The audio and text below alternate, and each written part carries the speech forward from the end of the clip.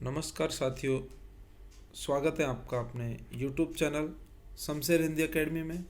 साथियों, आज हम लेकर हाजिर हुए हैं गद्य साहित्य के बहुत ही प्रख्यात लेखक व्यंग्यकार हरिशंकर परसाई जी का जीवन परिचय आपके सामने लेकर हाजिर हुए हैं। तो चलिए करते हैं इनका जीवन परिचय। हरिशंकर परसाई जी का जन्म 22 अगस्त 1924 को जमानी गांव होशंगाबाद मध्य प्रदेश में हुआ, यानी कि ये रहने वाले थे एमपी के। 18 वर्ष की अवस्था में जंगल विभाग में, फॉरेस्ट विभाग में इनकी नौकरी लग गई थी और खंडवा में 6 महीने तक ये अध्यापक भी रहे, यानी कि इन्होंने एक अध्यापन कार्य भी किया और वो भी सिर्फ 6 महीने। 1941 से 1943 के मध्य शिक्षण कार्य का अध्ययन कर 1943 में वहीं मॉडल हाई स्कूल में अध्यापक हो गए। 1952 में यह सरकारी नौकरी इन्होंने छोड़ दी। साथियों, इन्होंने सरकारी नौकरी छोड़ दी, जो आज हम इस ज़माने में नौकरी के पीछे लगे हुए हैं कि सरकारी नौकरी मिल जाए। इसके बाद 4 साल तक प्राइवेट स्कूलों में नौकरी की। नागपुर विश्वविद्यालय से हिंदी विषय में एमए किया। हिंदी में ये मास्टर ऑफ आर्ट्स परास्नातक की डिग्री लिए हुए हैं। फिर नौकरी छोड़कर स्वतंत्र लेखन की शुरुआत 1957 में की। जबलपुर से वसुधा नामक पत्रिका, साहित्यिक मासिक पत्रिका भी निकाली। वसुधा जिसका नाम था, और वो थी मासिक पत्रिका। कहानी, उपन्यास, निबंध एवं अन्य बहुत सी विधाओं में लेखन के बावजूद भी आप मूलतः व्यंग्यकार के रूप में ही विख्यात रहे। आपने कहानियाँ भी लिखी, उपन्यास भी लिखे, लेकिन आपकी प्रसिद्धि रही किसमें? व्यंग्यकार में। 10 अगस्त 1995 को जबलपुर में मध्य प्रदेश में आपका निधन हो गया। 10 अगस्त 1995 में। हरिशंकर परसाई हिंदी के ऐसे पहले रचनाकार हैं जिन्होंने व्यंग्य को विधा का दर्जा दिलाया। जैसे कहानी, उपन्यास ये एक लिखने के तरीके हैं, विधा है, वैसे ही इन्होंने व्यंग्य को एक विधा का दर्जा दिलाया हिंदी में, और उसे हल्के फुल्के मनोरंजन की परंपरागत परिधि से निकालकर समाज के व्यापक प्रश्नों से जोड़ दिया। समाज के व्यापक हित से उन्होंने इसको जोड़ दिया। हरिशंकर परसाई की पहली रचना स्वर्ग से नर्क जहाँ तक मानी जाती है, स्वर्ग से नर्क जहाँ तक मानी जाती है, जो कि मई 1948 में प्रहरी में प्रकाशित हुई, वो इनकी पहली रचना मानी जाती है। इसमें इन्होंने धार्मिक पाखंड और अंधविश्वासों का कड़ा प्रहार किया है। इन्होंने सैकड़ों रचनाओं का लेखन किया, जो कि विविध संग्रहों में संकलित है।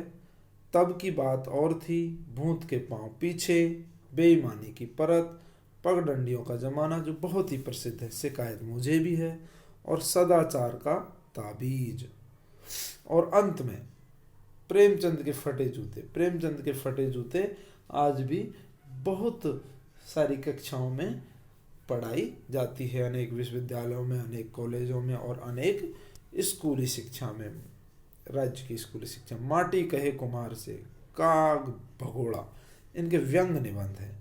इन्होंने कहानियाँ भी लिखी। इनके प्रमुख कहानी संग्रह हैं हंसते हैं रोते हैं, जैसे उनके दिन फिरे, भोला राम का जीव, भ्रष्टाचार पर लिखा हुआ भोला राम का जीव, दो नाक वाले लोग, और उपन्यास है रानी नागफनी की कहानी, तट की खोज, ज्वाला और जल, ये इनके प्रमुख उपन्यास हैं। व्यंग संग्रह जिनके लिए जाने जाते हैं वैष्णव की फिसलन, ठिठुरता हुआ गणतंत्र और विकलांग श्रद्धा का दौर, ये इनके व्यंग लेखों के संग्रह हैं। संस्मरण है तिरछी रेखाएं, मरना कोई हार नहीं होती, सीधे साधे, जटिल मुक्ति बोध। बाल कहानियाँ भी इन्होंने लिखी हैं, चूहा और मैं।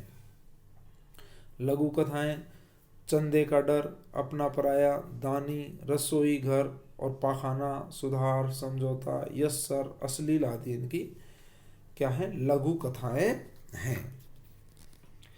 परसाई जी ने पाखंड और बेईमान और भ्रष्टाचार आदि पर व्यंग्यों की गहरी चोट की। जहाँ तक भाषा का सवाल है, इनकी भाषा में व्यंग्य की प्रधानता है।